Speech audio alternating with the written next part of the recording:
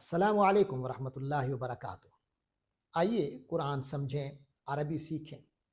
سورۃ البقرہ آیت 184۔ اعوذ باللہ من الشیطان الرجیم، بسم اللہ الرحمن الرحیم۔ ایاما معدودات، فمن کان منکم مریضا او علی سفر فعدۃ من ایام اخر وعلی الذین یطیقونہ فدیۃ طعام مسکین فمن تطوع خیرا فهو خیر لہ وان تصوموا خیر لکم ان کنتم تعلمون۔ صدق اللہ العظیم۔ ایام معدودات، یہ جو روزے کی فرضیت ہے جو گزشتہ آیت میں گزر چکی، فرمایا یہ ایامن ہے۔ ایام جمع ہے یوم کی، یوم کے معنی دن، صبح سے لے کر شام تک کا۔ تو ایامن یہ کچھ دن، یہ دن ہیں معدودات، عدد سے، عدد کے معنی گنتی۔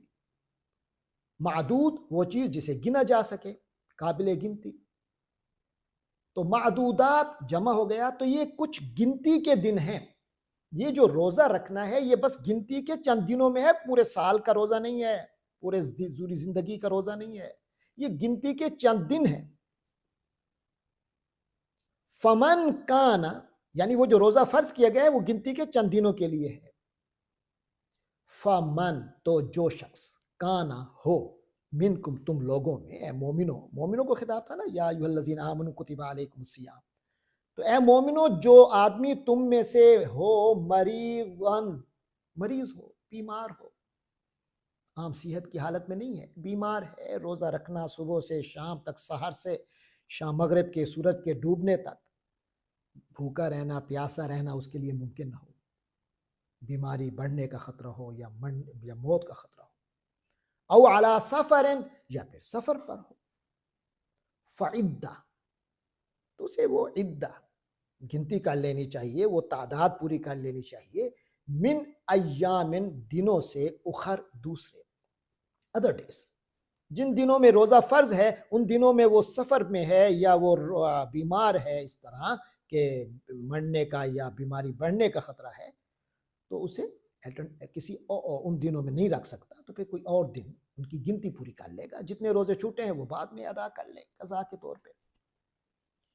وَعَلَى الَّذِينَ يُطِيقُونَهُ، اور وَعَلَى پر یعنی لازم ہے، الَّذِينَ یعنی ذمہ داری ہے، الَّذِينَ جو لوگ، ان لوگوں پر جو، يُطِيقُونَهُ، یطیقون طاقت رکھتے ہیں، ہو اس کی، فدیتن، ان کے لیے فدیہ ہے۔ طعام اور فدیہ کیا ہے؟ یعنی اس کا ایک مالی ہرجانہ ہے، وہ کیا ہے؟ طعام، کھلانا۔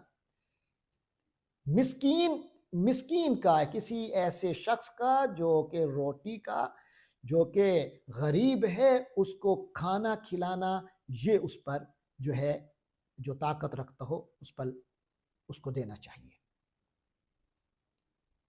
یہ دراصل اس کے بارے میں بہت سی اقوال ہیں، بہت سی باتیں ہیں، مختلف اقوال ہیں، تو ان میں سے ایک بات جو ہمارے سامنے آتی ہے وہ یہ ہے کہ یہ اس دور کی، یہ آیت اس وقت نازل ہوئی جب ابھی رمضان کے روزے فرض نہیں ہوئے تھے،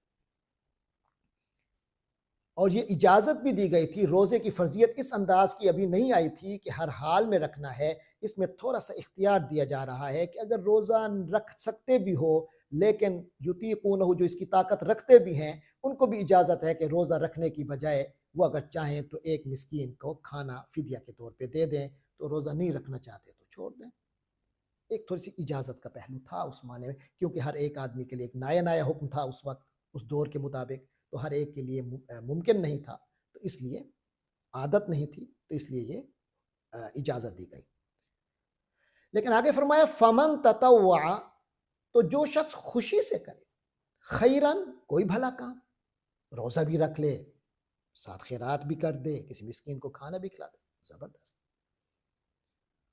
فمن تطوع، تو جو خوشی سے کرے، خیرن، کسی بھلے کام کو، فہوا، تو وہ بھلا کام اور ایسا کرنا، خیرن، بہتر ہے، لہو، اس آدمی کے لیے۔ وَأَن تَصُومُوا، اور یہ کہ تصوموا، تم لوگ روزہ رکھو، یعنی اگر یہ اختیار تمہیں کرنا پڑے کہ روزہ رکھنا ہے کہ یہ رکھنا ہے، جن دنوں میں روزہ رکھنے کا حکم ہے تو وہاں یہ اختیار تمہیں ملے تو یاد رکھو کہ وَأَن تَصُومُوا، ان دنوں میں تمہارا روزہ رکھنا، تم روزہ رکھو، خیر لکم، تمہارے لیے بہتر ہے۔ خیرات کے اور کئی دن ہیں، فدیہ اور دنوں میں، اللہ کی راہ میں اور دنوں میں بھی خرچ کر سکتے ہو، ان دنوں میں بھی خرچ کر سکتے ہو، لیکن روزے کے لیے جو اسپیشل دن مقرر ہیں اس میں یہ اختیار کسی اور چیز کو کرنا یہ زیادہ مناسب نہیں۔ اس دن آپ کو جس چیز انتخاب کرنا ہے وہ روزہ رکھنا ہے، روزے کو ترجیح دو اس دن۔ وَأَن تَصُومُوا خَيْرٌ لَكُمْ، اگر تم روزہ رکھو تو یہ تمہارے لیے بہتر ہے۔ ان کنتم تعلمون، اگر تم ہو تعلمون، تم لوگ جانتے ہو، یعنی اگر تمہیں صحیح معنی میں علم حاصل ہو جائے، تمہارے اندر وہ یقین اور اللہ کے ساتھ تعلق تمہارا قائم ہو جائے تو تمہیں پتہ چل جائے، کیونکہ علم کے بارے میں تو ہے نا، انما یخشی اللہ من عبادہ العلماء، یعنی علم جو ہے یہ خشیت الہی پیدا کرتا ہے۔ اگر تمہارے اندر وہ خشیت الہی پیدا ہو جائے، علم کا وہ درجہ آ جائے کہ تمہارے اندر خشیت الہی ہے تو تمہیں پتہ، تمہیں معلوم ہے تو کہ تمہارے لیے روزہ رکھنا بہتر ہے۔ تو یہ روزے کی بہت زیادہ اہمیت یہاں بتائی گئی۔ تو اگلی جو آیت آئے گی، آیت نمبر 185، وہاں یہ اختیار ہی ختم کر دیا گیا اور بتا دیا گیا کہ اب روزہ ہی رکھنا ہے۔ اب صرف مجبوری کی صورت میں تو روزہ چھوڑا جا سکتا ہے، جو سفر اور مرض کا معاملہ ہے، ورنہ اب روزہ چھوڑنے کی اجازت ہے ہی نہیں۔ اللہ تبارک و تعالی ہمارا حامی و ناصر ہو۔ وآخر دعوانا الحمدللہ رب العالمین۔